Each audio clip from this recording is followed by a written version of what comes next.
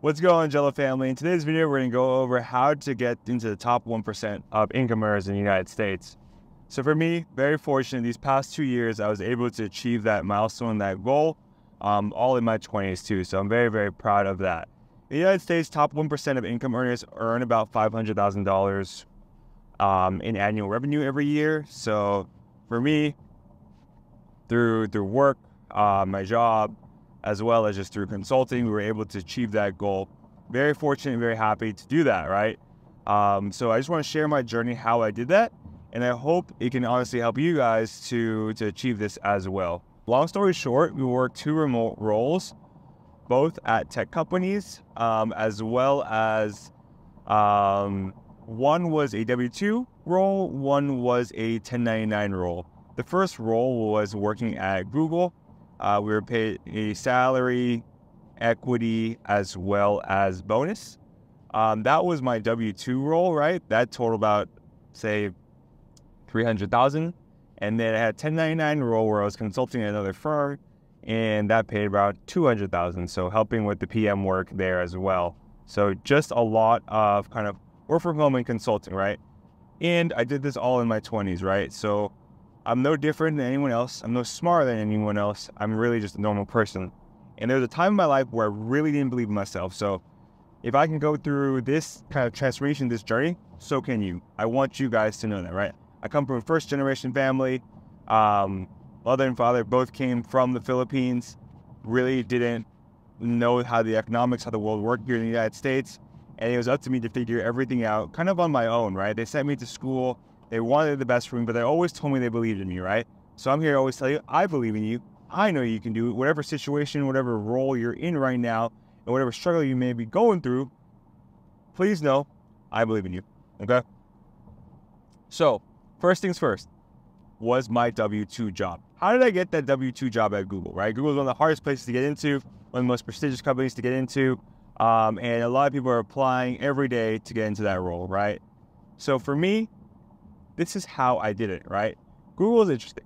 You get 3 applications a month to apply to different roles, right? And they cap you out. Most companies, you can basically spam the career portal and apply to so many different roles, right?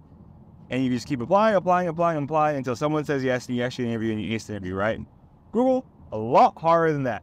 You actually need to apply to several roles, 3 roles a month that fit your resume. If they fit your resume, you get a call from a recruiter, and then you'll have the toughest 6 to 7 rounds of interviews you've ever had in your life. Prestigious company, they pay around $300,000 a year for their employee. Everyone's fighting for that job. Just understand that is the marketplace. That's how it works, right? So you need to basically stand out, do really well in the interviews, and be kind of exemplary to take that role, take that job, and then once you get to that job, you do need to excel as well. It's not just, you made it, good job, here you go, buddy, here's your money. No. You still have to do well. So here is how I applied to Google. First things, what I did was I applied to 3 jobs every month at Google.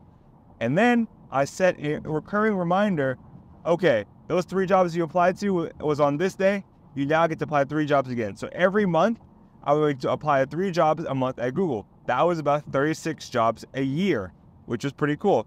Interesting thing is too, is if you have different emails, you can apply to multiple jobs at Google. So have another email with your profile, your information, use that to apply different jobs at Google, right? Especially if you really want to go there, right? I've had friends do this who told me that's how they got in. They applied different roles at Google, and then they were able to basically finally get an interview, do well, get an offer, right? Google is fascinating in a sense where you have 7 rounds of interviews, right? These 7 rounds are pretty hard. First is with a recruiter, then with a hiring manager, then a panel round of 5 people, and then if you actually pass that, they send you over to a hiring committee that reviews your profile one last time, and then if you get approved, you get the offer. Most companies aren't like this. You usually have 2 to 3 rounds of interviews, and then you get a job, and then you're happy, you get paid, right? Google is not like that. So the interesting thing about working at Google is that you need to do really well in these interviews, and then you're basically paid on a three-pronged compensation basis. What does that mean? So you get paid base, you get paid bonus, you get paid equity. How does that work? So for me, the way my kind of finances worked was that you get around $160,000 in base, another $100,000 in equity, and another $40,000 in bonus. So about that $300,000 mark, right? That is how you get paid at a tech company, right? The cool thing about working at a tech company, especially if you work at a company where you get paid equity, is that you have the possibility of equity appreciation. In a sense, what happened was at Google, I was getting paid equity at a price of around $85 to $90 for each share. Fast forward today, the share price is now around $160 now per share, right? So just that in itself, the equity I had from work has already doubled itself in value. Awesome, right? So just keep that in mind, is that like whenever you work for a big tech company or a firm that pays you in equity, if you believe in that company, keep all the equity, don't sell it, allow it to appreciate, and then you'll make more money. So that's basically what I did. All the equity at Google, I allowed it to appreciate in value. Keep in mind, you want to keep this equity in your account for more than a year. That way you don't get long-term capital. You won't get taxed as much for long-term capital gains tax, right?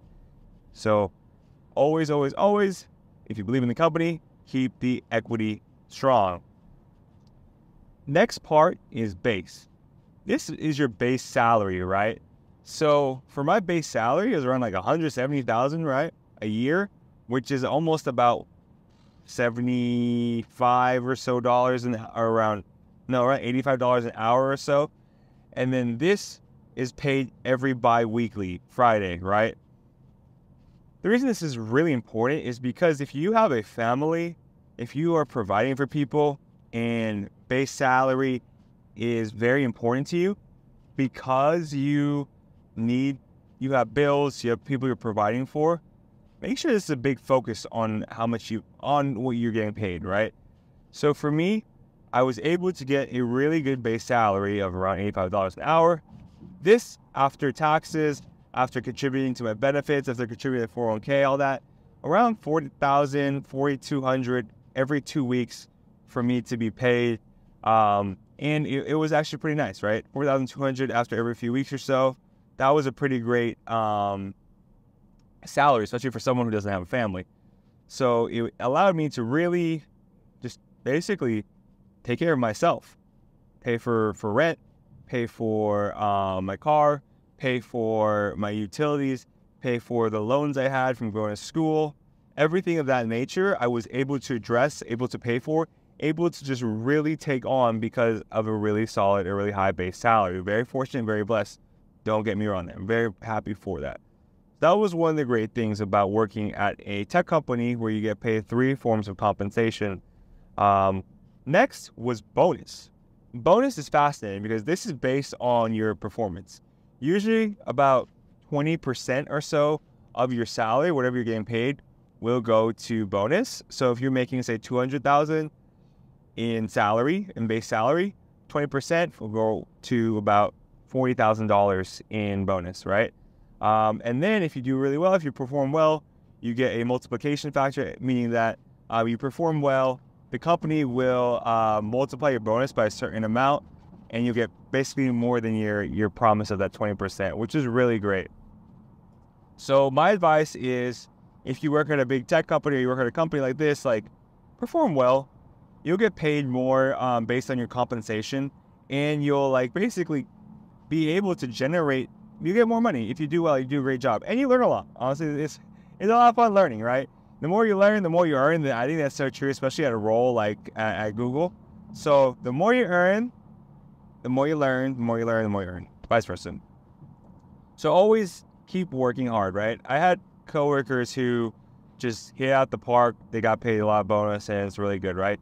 In investment banking, I have had friends who probably make like double their salary just because they did so well from the investment banking year.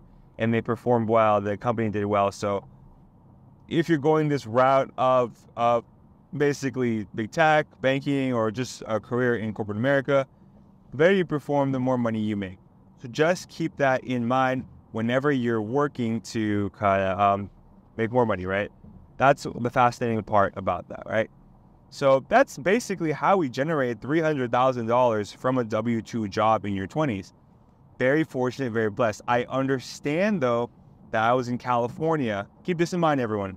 I was in California. In California, you get to pay the highest band when it comes to your location, because California has the highest amount of living expenses.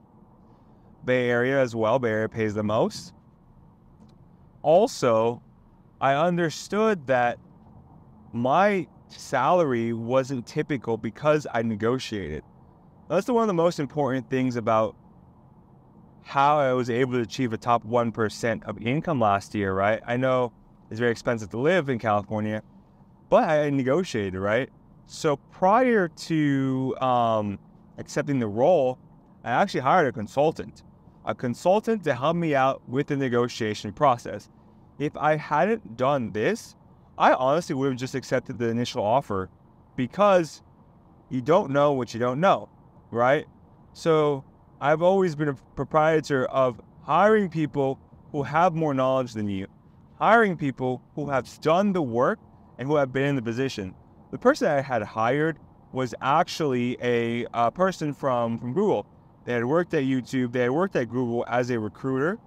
They understood how the hiring committee worked. They understood how the compensation team worked, and they were able to help me negotiate a rate, a compensation that I felt was fair for my skills. And I understood too, your most negotiation power will always be during the hiring process, right? Whenever you work at big tech, whenever you work at a company, of course you'll get raises, of course you'll get promoted, all these great things, but most of your power, it comes during the negotiation process. So if I give you any advice right now, if you're ever looking for a role and you're about to get hired at another job, always maximize the negotiation process, because that's where your most power is, right? I know, though, that I was going to a big tech company that has deep pockets, right? I know it's a little different if you work at like a startup or a smaller firm, or you don't have any work experience. It's hard to negotiate that process, because they're very strict on you, right? They understand that, hey, we don't have much money. This is what the budget we got from finance, from HR. This is all we can do, right? So keep that in mind, right? I did come to negotiate with a big tech company that has deep pockets. So if you're ever getting a new role, if you're ever trying to make the most money, always negotiate, right? Understand that you are the most important asset for the company at that time, because they are trying to acquire resources, which is talent, and you are that talent. And they've exhausted a lot of resources through interviewing, through HR, when it came to reviewing, screening resumes. They want your headcount. They want you to come on board to get that job. They want you to take that offer.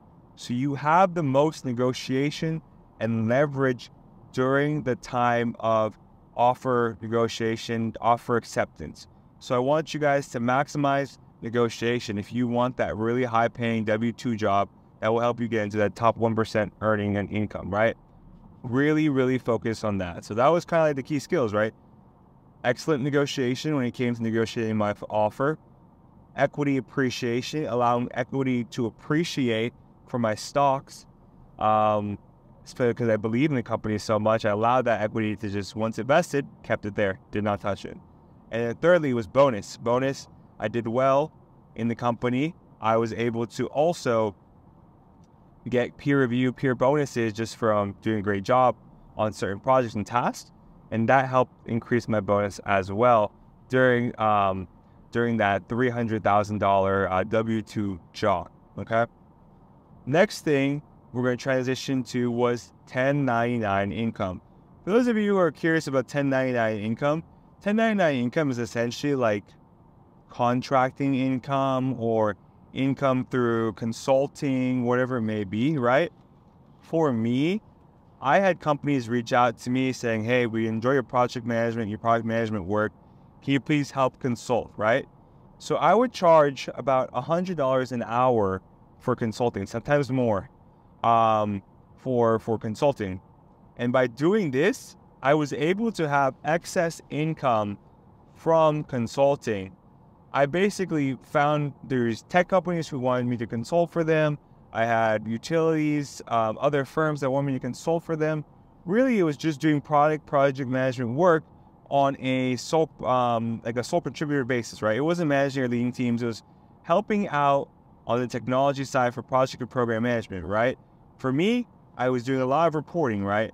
Looking at a lot of the financials, the reporting when it came to data on Tableau, on Power BI, and this helped me generate about $100 an hour, right? So usually most weeks, 40-hour work weeks, you charge $100 an hour, about $4,000 a week.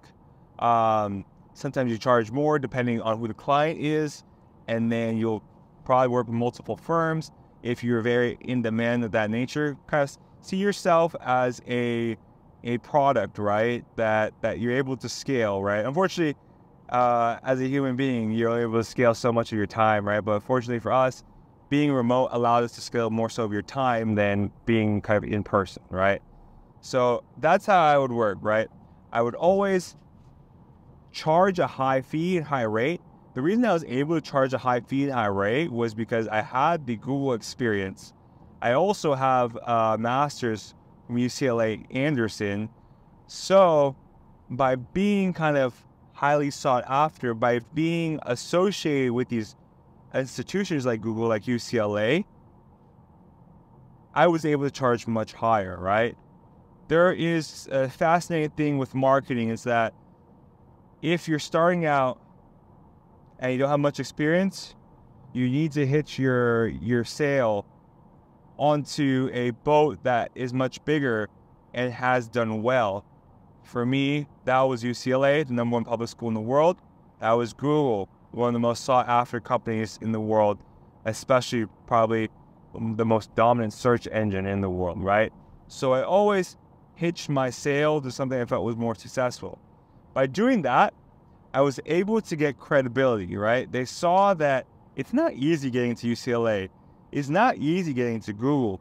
So if you're able to pitch your sale to that, if you're able to really kind of show that you are a part of that community, that prestigious institution, that prestigious employer, people are more likely to trust you because they know how hard it is to get into that role, right? It's like if you got into the NBA or NFL, right? And people ask you for football advice or basketball advice, like, you're more or less going to trust that person because they've worked their whole life to achieve that dream and get into that association or that league. So you're like, all right, well, they did that. They actually practice what they preach. I believe them, right?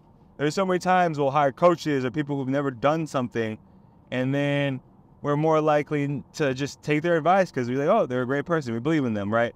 But because they've never achieved X, Y, Z, it's like, can you really take their advice? Or should I just really kind of blow them off, right? For me, I've achieved this working at these large corporations and going to school at this #1 school in the world. So it was easy for me to pitch myself as someone who has achieved something in their life. And I was very proud of that, right? So 1099 income is probably one of the better ways to actually generate income for yourself, right? Through consulting, right? How do you get these 1099 jobs, right? A lot of agencies, believe it or not, will reach out to you. So look into agencies who are hiring for certain roles, like if you're a nurse, look into healthcare agencies, right? If you're a business analyst or business person, look into these agencies because a lot of companies don't have headcount to hire for a contractor or a consultant because they need help with certain projects or programs. They may be temporary or they could be long-term, just depends on what the company is and what their needs are. And if you're able to land these roles, they pay rather well, right? You can either get paid W-2 or 1099. If you go with the 1099, I do recommend that you set up a sole proprietor or an S corporation as well as a business bank account.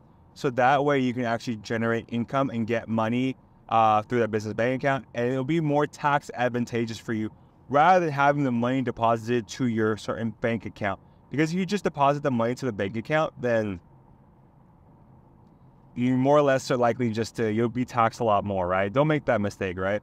Most people, especially when they start working on a certain role, say they get to YouTube, they get into consulting, whatever it may be, they'll just connect their personal bank account to the account associated with where they're being paid.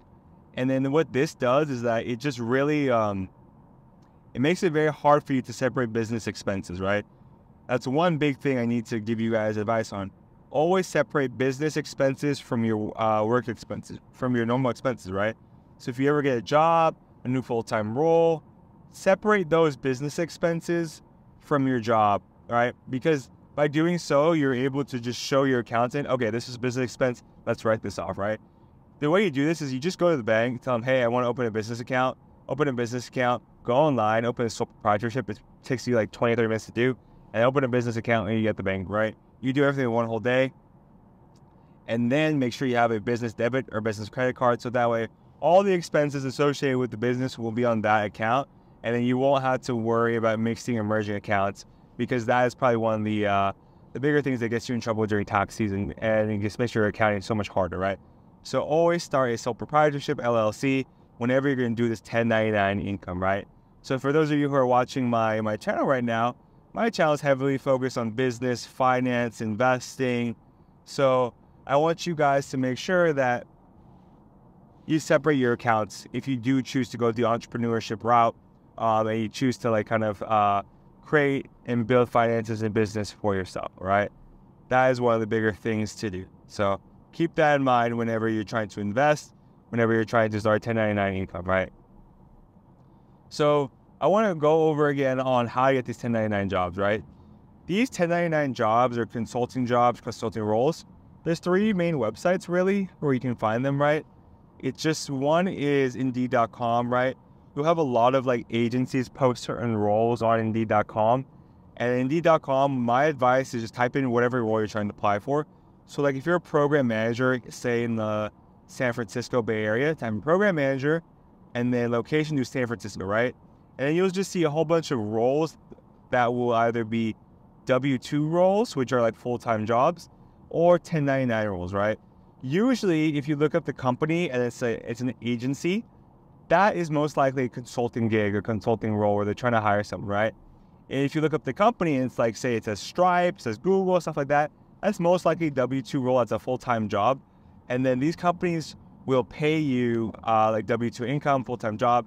The difference between 1099 and W-2 is that 1099 roles are contracting roles. W-2 roles, they include full benefits. So most likely you'll get health insurance, retirement, investing, equity if your company is big, bonuses, things of that nature, as well as you'll get you'll be able to just really kind of get the whole slew of benefits like healthcare, dental, whatever it may be, insurance too. So that way you can go to these certain jobs or roles, and you get basically a lot of benefits associated with it.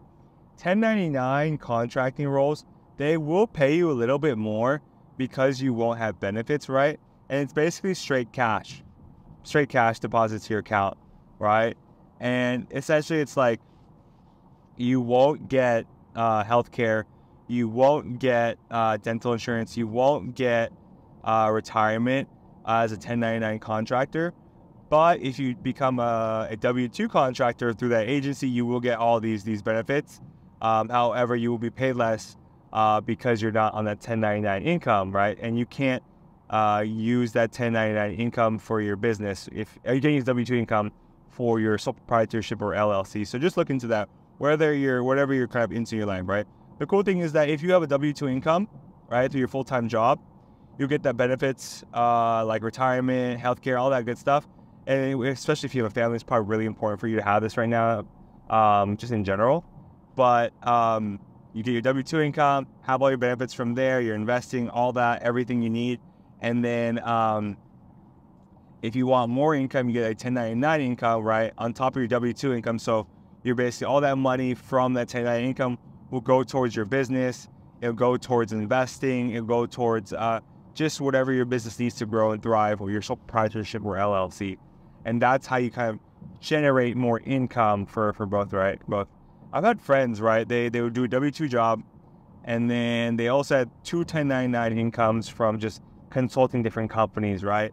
Also, I've had friends who have a W-2 income job, and then they also had a YouTube channel where they were able to generate ad revenue as well as revenue from the businesses or the products that they're selling on their YouTube channel. And there's nothing wrong with that, right? They're trying to make more money, create and build a business, create an empire, whatever they're trying to do. So take a look into that, right? 1099 income, W-2 income. Two of the best ways to really generate money, to really kind of allocate more capital and resource, right? It's how I was able to get into the top 1% of earners these past few years, because my role at Google paid well, equity appreciated, consulting for different companies on 1099 status, 1099 basis, where we're able to just basically get that money and just try and generate more revenue because of the skills I had brought to the table. Jello family, I appreciate you guys so much. Please like, comment, and subscribe. We're growing so quick. I have a podcast called Angelo Carlos Podcast, where you can talk, where a lot of my friends come on, talk about their journey, their experiences.